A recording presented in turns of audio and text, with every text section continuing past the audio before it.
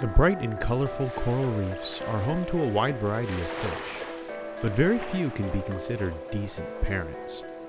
The Yellowhead Jawfish is, however, an exception. Taking care of kids is never easy, but you try doing it without a diaper genie and, hands. But this finned father has figured out a way to keep the kiddos safe and sound during life, death, and taxonomy.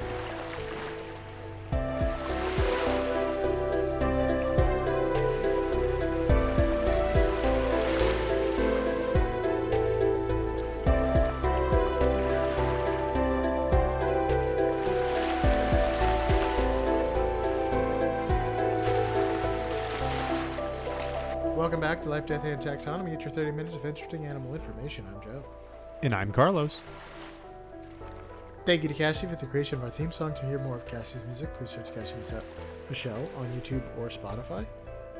And thank you to Johanna for the creation of this week's artwork. To check that out, you can visit us at our home on the web at ldtaxonomy.com. And a very special thank you to our patrons, to Jesse Raspolich, Carol Raspolich, Richard Caspar, Lottie and Aubrey, Gray Hughes, and Wednesday Rabbit. Thank you so much for your support. It's greatly appreciated.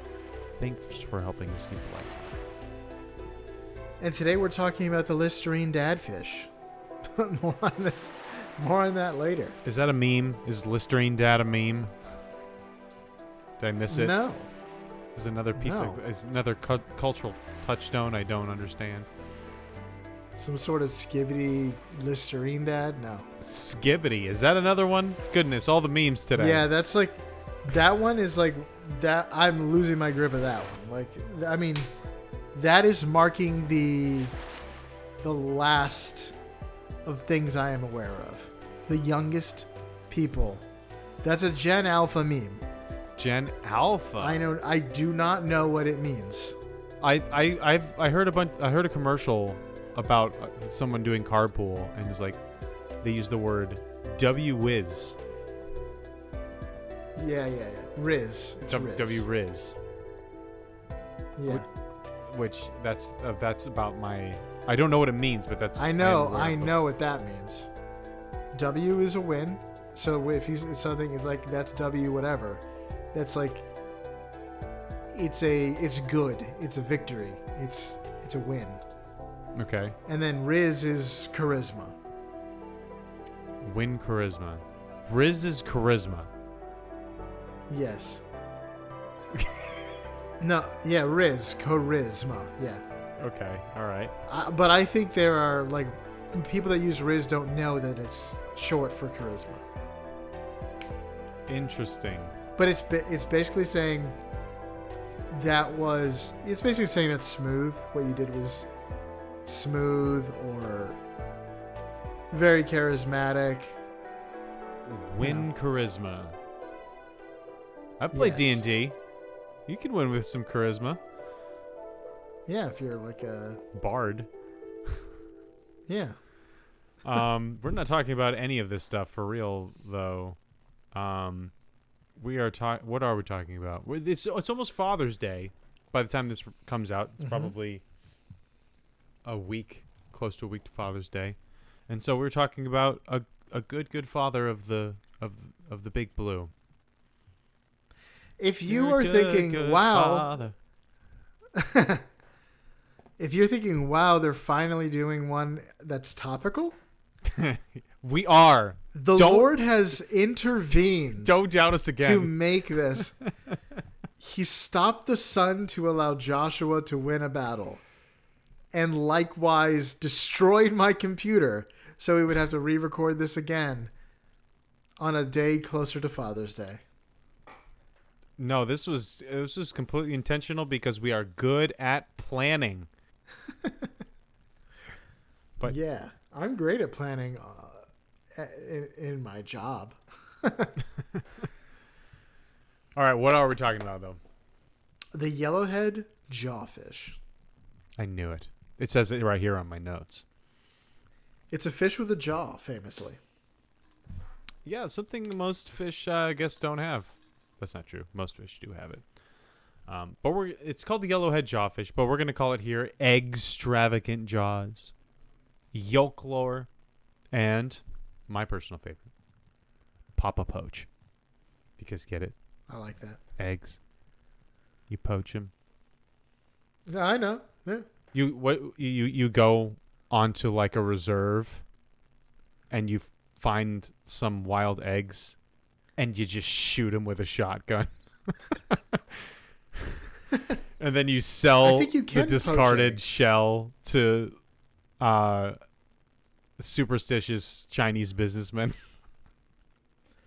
If you go to steal the eggs of a rare bird, you're an egg poacher. Yeah, that's it. That's poaching some eggs. Like a puffin or something like that. Yeah. So there's multiple ways to poach an egg. I think that's what the saying. There's 100 ways to poach an egg. Yes, that's exactly right. Yeah. Okay. Do you have any Would you like science to know for what us? science calls this? Yeah. Yeah. They're in the kingdom, Leven are in the kingdom Animalia. They're in the phylum, Leven are in the kingdom, the phylum Chordata. I do love this file. They're in the class, Leven are in if you are a fish with bones. Actinopterygii. Mm-hmm. The family is You missed the order. Apistong. Oh, the order's not listed here. What's It's the not? order? No. It's got to have an order. It's Perciformes.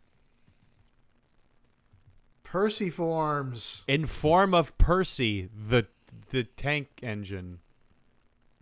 All these fish look exactly like a character from Thomas. The family is Apistognaathidae. That could be like sign, a GN. Apistognaathidae or Pistong. Just ignore the G. I don't know. Yeah, I'd have to. Oh yeah, Pistognaathidae. I like Apistognaathidae. I think you're safe ignoring the G, like in sign. It sounds like an unhealthy canine if you say it with the G. The genus is Epistognathus. Epistognathus. The species is Aurifrons. Opistognathus aurifrons. He done what in his nathis? Yeah. We're just talking about cars. We were just talking about cars. Okay, so since we're in the business of naming things, it's time for my favorite part of the show, nitty-gritty nomenclature. The part of the show where I ask you, Joe, a question, and that is, what is the English translation for the binomial nomenclature, which we just established is Opistognathus aurifrons. So, does that mean A, rear jaw golden forehead, B, bony plated metal fins, C, large-mouthed jet stream, or D, miniature water snake? Opistognathus aurifrons. Opistognathus aurifrons. Was one of them gold? The first one, rear jaw golden forehead. Or that one? Rear jaw golden forehead. Final answer. Ding, ding, ding. That is correct. Aurium is gold. Yeah, I thought because of the only reason I thought that was the table, the periodic table. Gold is AU. Yeah, the back in the high school days when we had a band, I wrote a song called Adfecto Aureum, which means the love of money, because I was in that phase loving 30 Seconds to Mars, which had a song called Vox Populi. And so they did a Latin song. I can make a Latin name to my song, even though it doesn't really matter, but yeah, teenage musicians are like feeding AI like raw data, and then you spit out what you've been fed. it was different enough to be its own. I was my own artist, okay? No, but like everyone Dad. in my class also played guitar and wrote songs, and everyone was the same. It's just like, oh, I can tell what you're listening to these days. You like Phantom Planet. You're interested in the Beatles. Like Yeah. Dashboard Confessional? I had a Breaking Benjamin song. I had a 30 Seconds to Mars song. I had a Three Doors Down song. It was, whatever I was loving at the time, I turned that sound. I didn't copy anything, but I just turned the sound into the song. Yeah. But all for the same band, so that was not good because it's a little disjointed. But anyway, yes, rear jaw, golden forehead is what Opisthonathus aurifrons means. Indeed. Okay. Would you like to know what it looks like? I would. It's a very neon-looking fish. It's hard to tell, like, the pictures are if all the pictures are under a black light, but it looks like it's a fish under a black light. Sometimes. The head and upper body of the yellow-headed jawfish are light, brilliant yellow in color, and it gradually fades into a pearlescent blue hue. It's a nice color fish. If you could have this in an aquarium, you'd want it. And they have a distinctive appearance with an elongated body and large mouths. They do have a bass face. If you can picture a bass, you can picture this face. The like grumpy Gus looking pug bulldog jowl face. You know that's like a bullying term in the fish world. Bass face. That's why they're so grumpy. That's what it looks like. Long-bodied, yellow-faced, neon bass face. That brings us to the beloved Measure Up segment, the official listener's favorite part of the show. The part of the show when we present the animal size and dimensions in relatable terms through a quiz that's fun for the whole family. It's also part of the show that's introduced by you when you send an audio of yourself saying, singing, or chittering the words Measure Up into ldtaxonomy@gmail.com. We don't have a new Measure Up intro this week. We do have a new Measure Up intro, remember? Because we got last week. We got robot voice last week. I just maxed out the mic out of excitement. Yeah. Chanel, I've held true to my word. I've not listened to the second one. We are going to hear it live for the first time. No swear words. Again, Chanel has made clear that her favorite, or she says these are Measure Up themed. I mean, Critter Groups themed, and that is her favorite part of the show. I wish I'd done Critter Groups. It's a great heresy. It is a. I think you. It is a great heresy, but whenever we do a fish, it's impossible. Yeah, true. Well, let's hear it. Without further ado, the listener's favorite part of the show. The classic blunder. My freaking pods, my Bluetooth pods are connected. Without further ado, the real listener's favorite part of the show.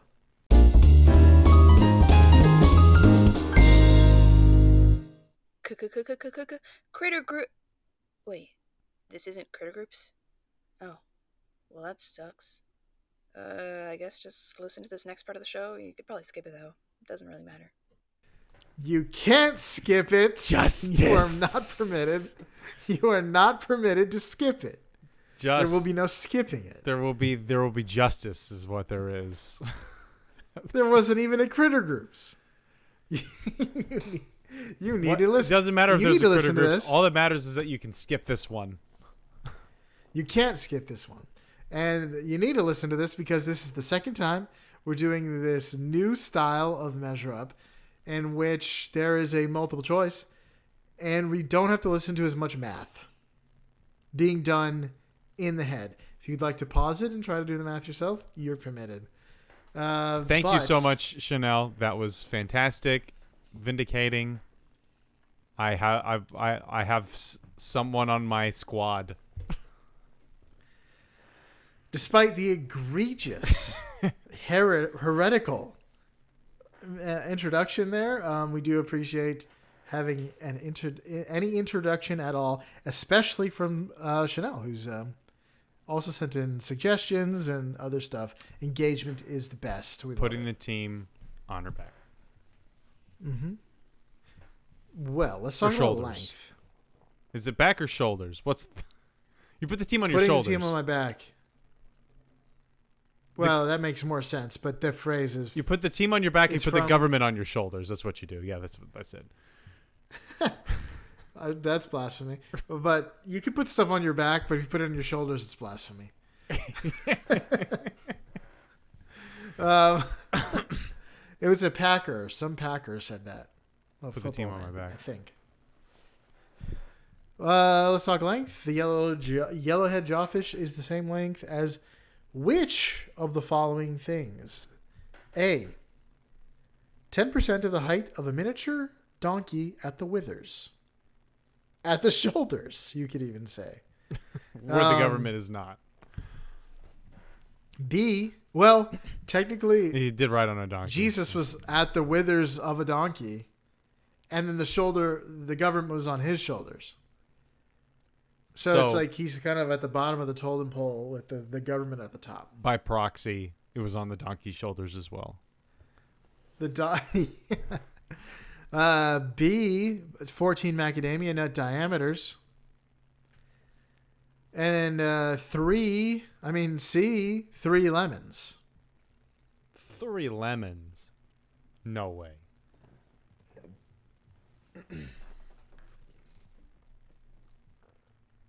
I'm going with the withers, man. The donkey withers. The donkey withers? Final answer? Yes. The correct answer is A, 10% of the height of a miniature donkey. Yes. The withers. Here's a fast fact about that. Donkeys have the innate hatred, have an innate hatred for canines and serve as great farm guardians. If you're worried about foxes, wolves, or coyotes. And you'd like them all to get kicked in the face by a donkey. Yeah. Innate hatred for another Built species that you may not even interact with in the wild. Interesting. Is it like cats and snakes? Where you can just like put something that looks like a snake on the ground next to a cat and then it'll be on the ceiling? Apparently, apes also have an innate... Like if an ape grows up in a zoo and never has seen a snake, they're afraid of snakes. I mean, anything that's moving, it just moves really weird. But I don't know, yeah. And especially if it's moving towards you. It's like, even if you've never seen anything that moves like that. Why do you have such a small stature and such a large confidence? When it's moving towards you. Where's all this chutzpah coming from? You must have venom in your veins. Let's talk their living depth. It's 3 to 40 meters. Guess where that is? That's reefs. Reef depth. That's 9.8 to 131.2 feet. That's a deep reef. The living depth of a yellow-headed jawfish is the same as A, the height of a giant kelp, B, the water depth at which the color yellow fades, or C, the height of 5 ponderosa lemon trees.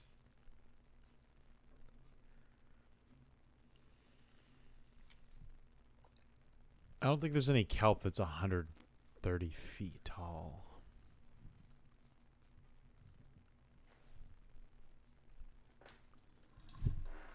Lemon trees. Why lemons? Just because they're yellow? Yeah. Yeah. Answer Final answer? Yes, the lemon trees. That is correct. Yes. The ponderosas. I forget where the color yellow fades. I think it's shallower than 40 meters. It's one of the first to go. Yeah, it is crazy.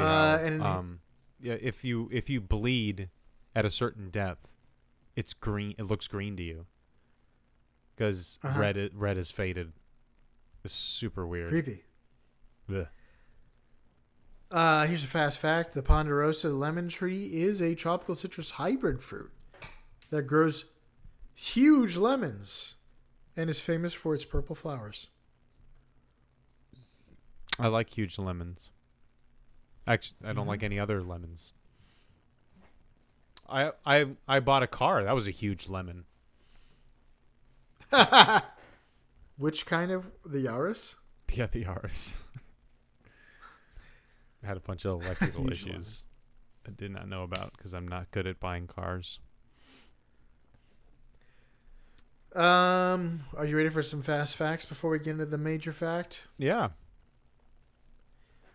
Jawfish are native to coral reefs, like I said, in the Caribbean Sea, the Pirates of the Caribbean Sea.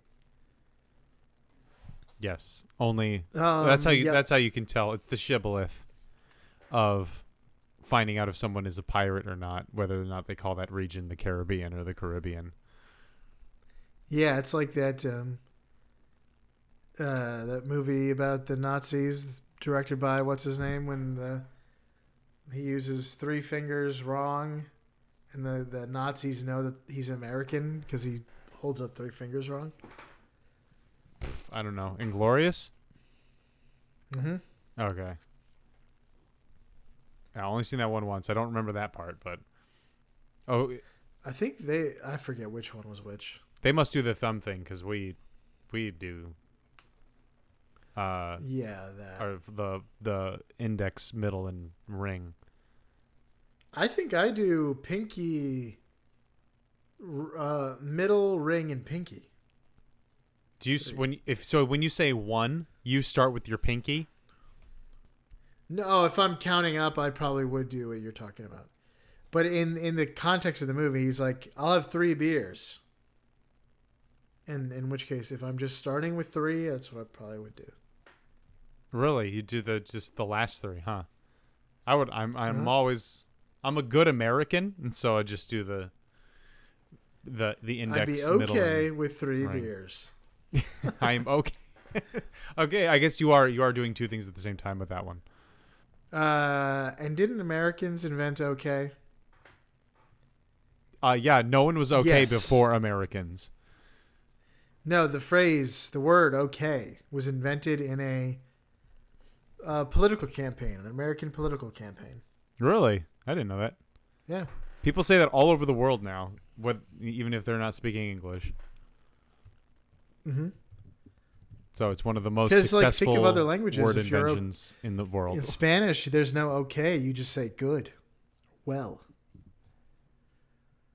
Yeah, I mean, Stop well, it. okay means both good and also yes or affirmative. Yeah. So you have words Um, for these things. It's actually a useless word because you have words for it, but it's very easy to transport to other languages apparently because you'll hear French people using okay, Spanish people using okay, Chinese people using okay. Everybody knows it. Okay. So I'm seeing that it was initially it stood for all correct. AOLLKORRET. A playful misspelling of all correct. The first recorded use of OK was in 1839 in the Boston Morning Post. It appeared as O.K. all correct. Like Old Lang Syne. That's unsatisfying. I prefer it to be like there's Grover something to do with the Cleveland political campaign saying, we're going to be okay. And that's the... Yeah, okay, so the term OK has a fascinating origin tied to a presidential campaign. During Martin Van Buren's 1840 re-election campaign, his supporters adopted OK as their rallying cry. Kinderhook, old Kinderhook. I thought it was like Knickerbocker, which was Van Buren's nickname due to his hometown of Kinderhook, New York. Opponents also used OK to mock Andrew Jackson's spelling, claiming he thought Old Curic was a proper spelling of all correct. You can just call me Old Coral Springs. That's my nickname. Anyway, the yellow-headed jawfish inhabits patches of sand and coral rubble around the edges of reefs. Since there's no natural hiding places in these open areas, jawfish dig burrows into the sand for protection. I was just thinking about how weird it is that there's a bird that lives in holes in the ground. The burrowing owl. Isn't that weird? It might be even weirder that there's a fish that does it. Maybe. When danger threatens, they swiftly dive into their deep burrows to seek cover. Jawfish are industrious in taking care of their homes. They meticulously maintain their burrows by lining the entrance with rocky rubble to prevent cave-ins. The fish are like little architects, constantly shoveling out mouthfuls of sand to keep their homes in shape. Interestingly, they sometimes raid a neighbor's burrow for choice pebbles and shells. Their big mouths serve multiple purposes. They tell everyone secrets, but they also use them like scoops while digging their burrows. And those are the only two reasons they use them. Not eating and not a major fact. Males can also be territorial, and they may use their mouths to joust with other jawfish. Okay, that's three things. Jawfish jousting. Mm-hmm. What was the fish we did before that does this? The sarcastic fringe head. That's right. Go listen to that episode if you want to hear more about mouth smacking. I actually think it's Kiss weirder for an owl to burrow, because a fish, like if you're a small fish, there's almost nowhere you can go to get away from predators. An owl takes off into the sky, and most of its predators are not able to get to it. I think the burrowing owl is particularly predated upon by birds of prey. Yeah, but now you've also added like anything that can dig to that list. Snakes and coyotes and foxes and badgers, dogs and badgers and cats and voles, whatever. and moles. Like, yeah, you've there's a lot of stuff on the ground that can get to you now. But where if you're a fish in the water, like you can only go as high as the water is, and so can sharks. So anyway, That's true. you ready for the major fact?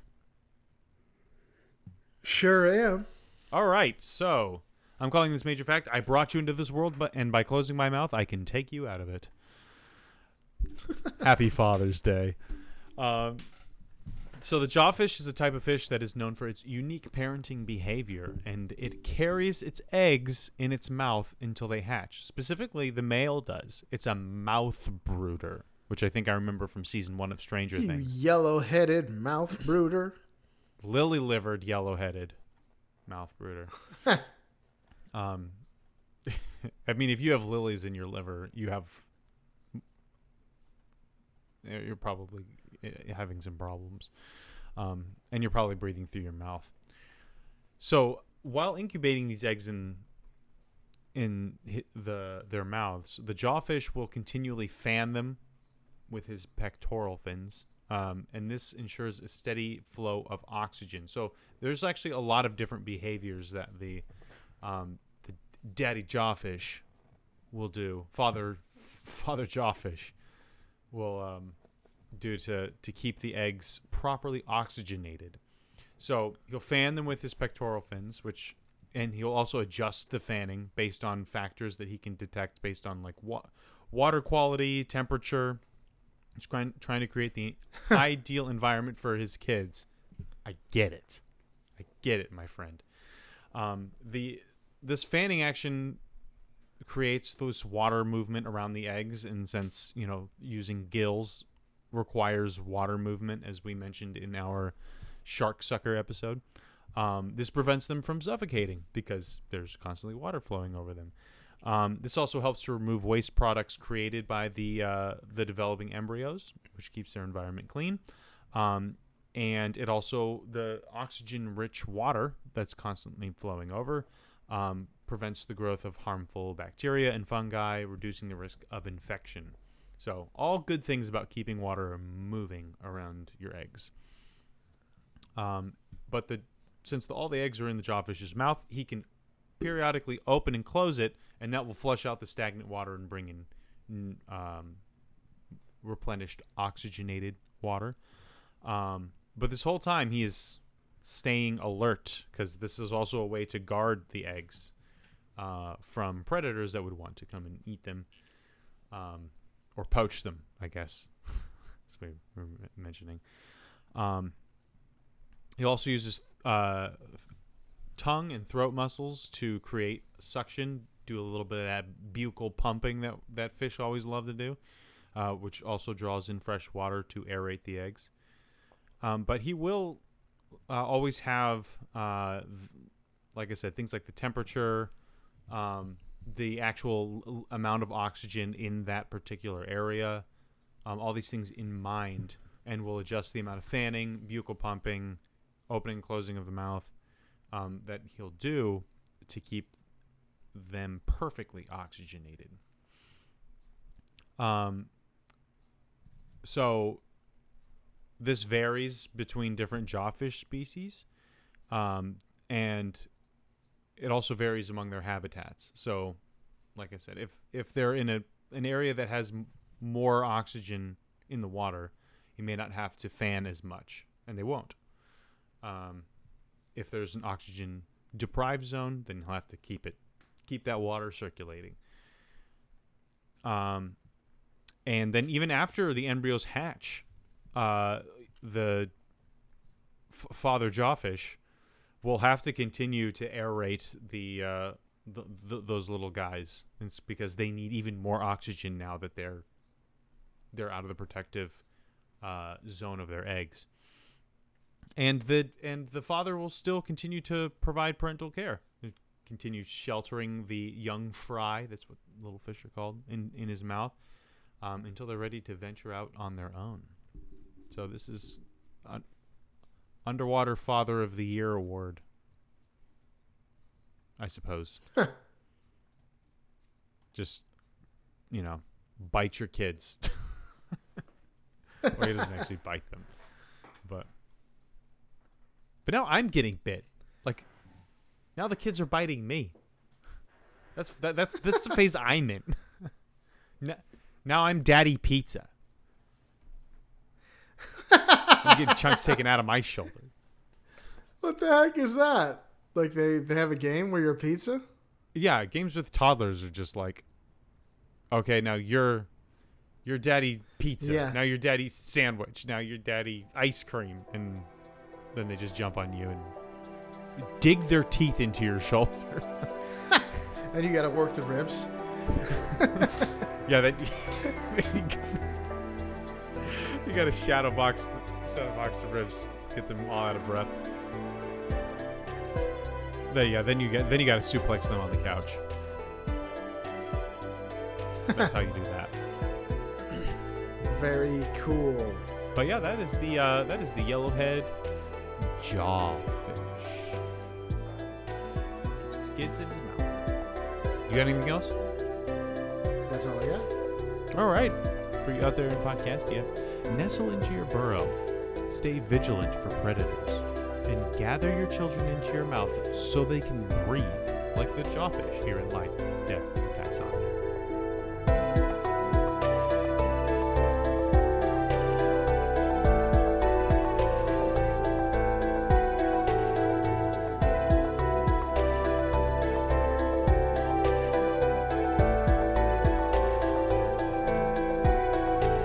Hey Taxonomy Titans, I just want to remind you that we now have a Patreon. Patrons can see full video episodes and get shoutouts on the show.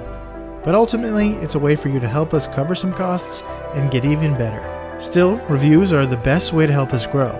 So if you haven't left one yet, we'd really love to hear from you. As always, thanks for listening and engaging.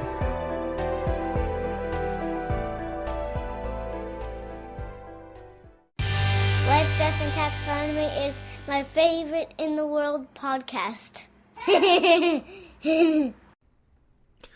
Usually when you do that, Breathe my air. you're suffocating them. You need to let them be free. But in this case, they need to breathe. So The band. how much air I will need to breathe.